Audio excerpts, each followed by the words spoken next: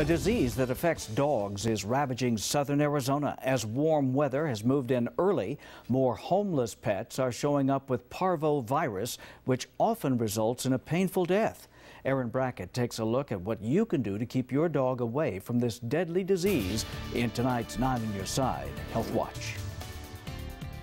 There are many vaccines your dog should get, but one of them may be especially important for your furry friend this year.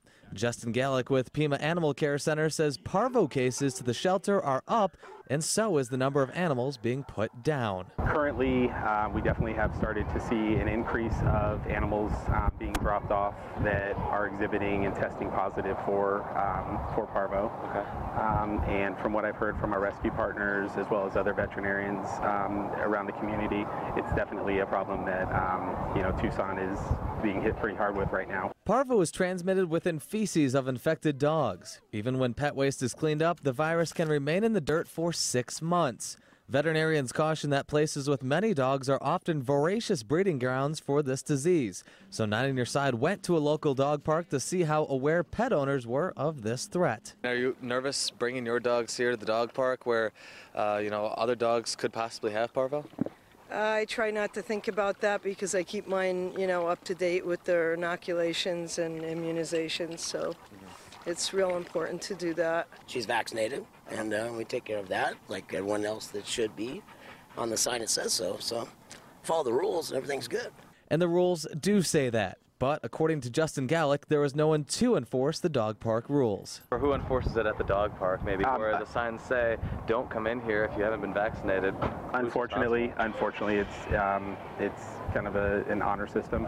Yeah. I personally take my dogs to the dog park, and I'm under the same assumption that everybody else's dogs are there. Most owners agree with the rules, but those like Ken Miller admit enforcing them is hard or impossible. There's no way you can enforce it. You can't have somebody at the gate checking, a veterinary statement of everybody that walks in. It's just not practical. You're going to have dog cops. Now, according to Valley Animal Hospital, vaccines are usually given to puppies when they are 8, 12, and 16 weeks old, with a recommended booster shot annually after the initial 3.